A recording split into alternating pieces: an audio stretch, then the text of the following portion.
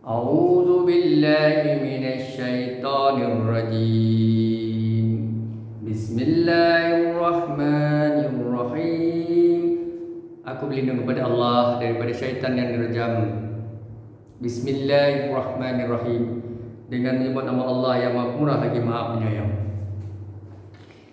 Ya ayyuhalladzina amanu la tuqadimu baina ya'dayillahi wa rasulihi wa taqullaha innallaha samiul alim.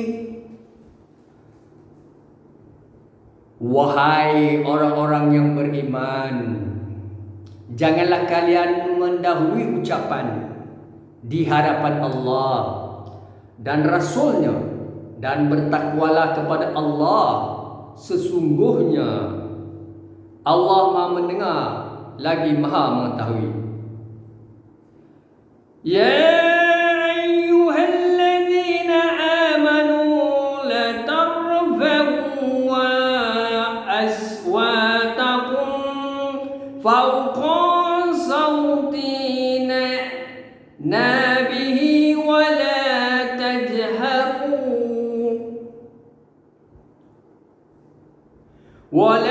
tajharu lahu biqawli kajaril baidikum libaidin an tabattam amalukum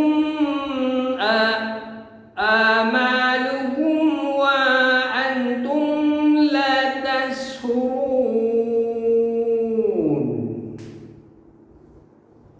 Wahai orang-orang yang beriman, janganlah kalian meninggikan suara-suara kalian di atas suara Nabi, dan janganlah kalian keraskan kepadanya dengan perkataan seperti keraskan suara sebahagian kalian terhadap sebahagian yang lain, kerana terhapus pahala amal-amal kalian dan kalian tidak menyadari.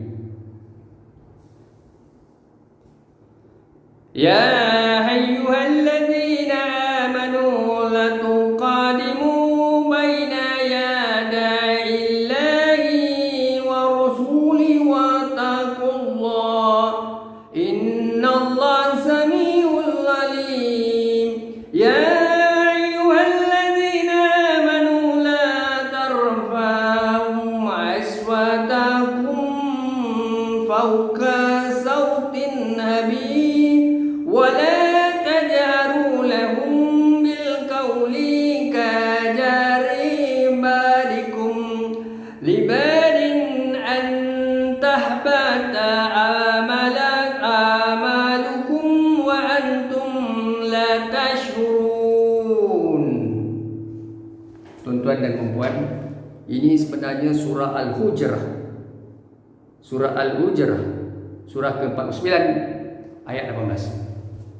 Saya ingin memperingatkan diri saya, tuan-tuan dan puan, sesungguhnya dalam dunia ini yang kita maklum sebagai umat Islam, agama yang ada dalam dunia ini ada dua. Yang pertama agama Majusi dan agama Samawi.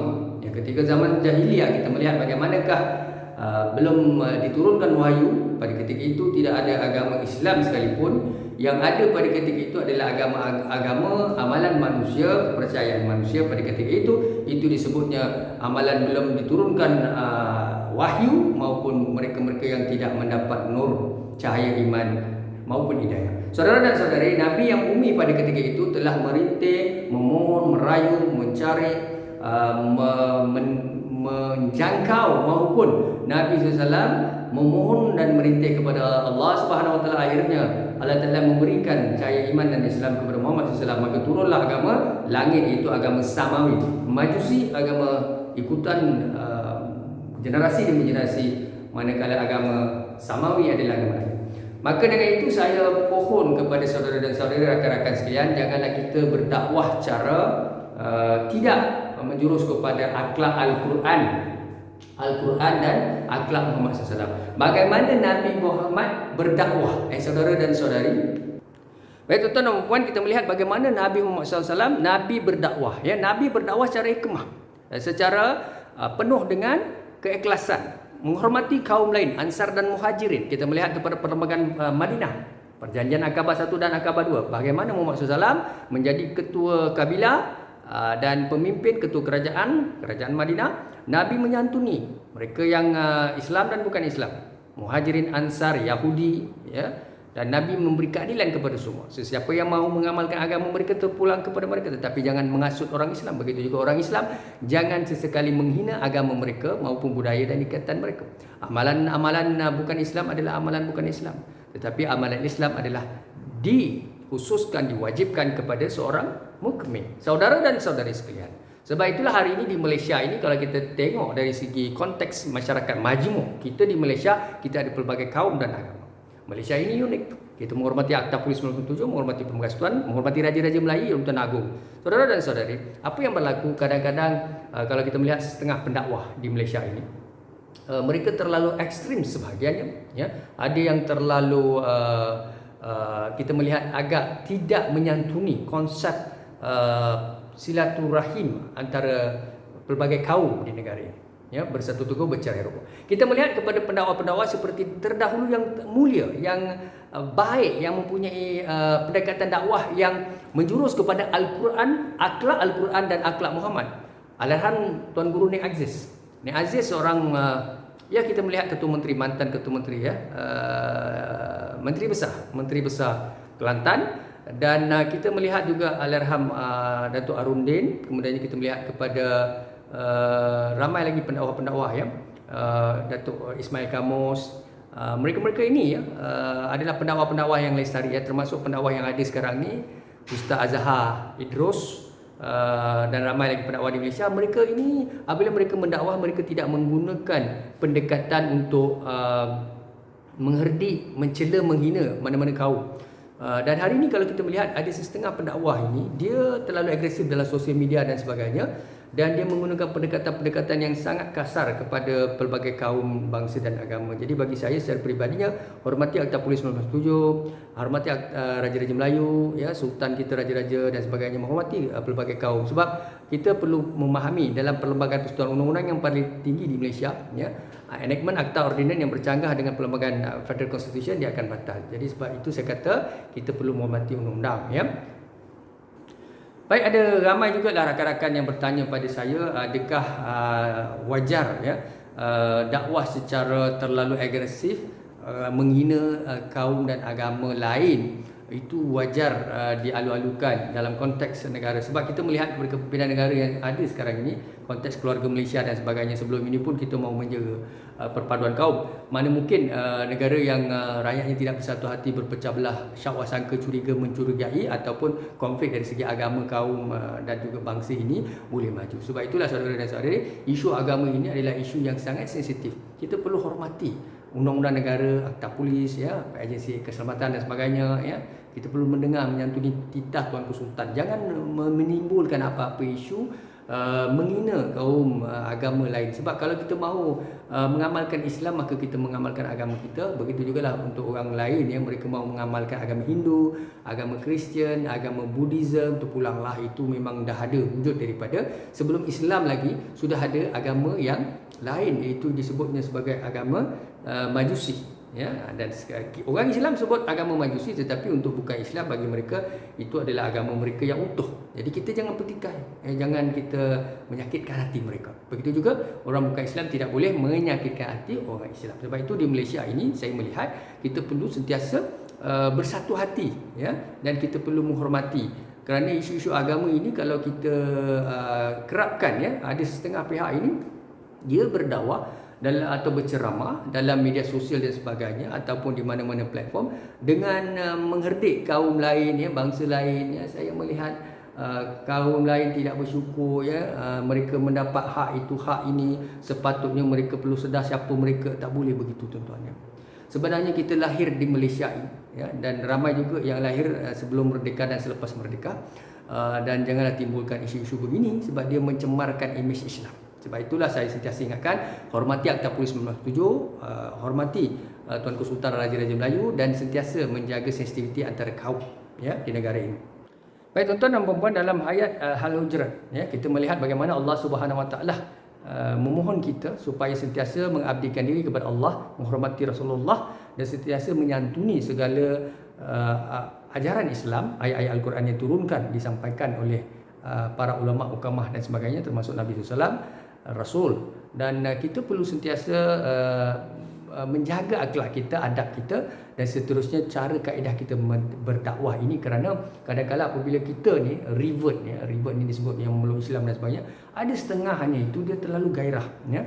Cara dia berdakwah adalah terlalu kasar ya. Dia bukan mencerminkan akhlak Muhammad, dia juga tidak mencerminkan akhlak Allah Subhanahu Wa Taala maupun Al-Quran ya, akhlak Al-Quran maupun akhlak Muhammad SAW. Sebab itu dakwah mesti hikmah. Janganlah mencela bangsa lain, kaum lain ya, kaum Hindu ke Cina ke Islam ke apa-apa kaum pun kita tidak boleh menghina. Semua agama dia mempunyai asas mereka dan mereka mempunyai fahaman mereka dan juga mereka mempercayai agama masing-masing. Biarkan mereka dengan agama mereka dan kita dengan agama kita. Berdakwah ini boleh, tetapi berdakwah cara hikmah ya. Sebab itu saya mahu bertanya pada sahabat-sahabat saya ini, adakah Al-Arham Datuk Ismail Kamus, mungkin Usenji dan juga kita ada ramai ya, Datuk Arundin pernah mengeluarkan kata-kata mencemu bangsa lain, kaum lain, mengerdik ya, menyatakan mereka tidak bersyukur duduk di Malaysia, mereka ni mendapat hak tu, hak ni tak boleh tuan-tuan, tak boleh ya. Bagi saya perkara itu bukan strategi yang betul. Dia sebenarnya menjauhkan kita daripada bangsa lain dan kaum lain. Dan saya yakin dan percaya Tuanku Sultan Raja-Raja Melayu tidak akan setuju perkara sedemikian. Begitu juga pihak agensi berkuasa seperti Polis Diraja Malaysia, Polis Diraja Malaysia dan siapa sajalah ya, agensi-agensi. Sebab tu saya selalu sebut menghormati Akta Polis 1997 ya. Sebab apa pun kita nak sampaikan di Malaysia ni demokrasi berparlimen, tetapi janganlah sesekali menimbulkan isu-isu sensitif. Ya, agama ini satu perkara yang sangat sensitif. Ya, jangan kita berbalah atas konsep satu Malaysia, keluarga kita ya, keluarga Malaysia.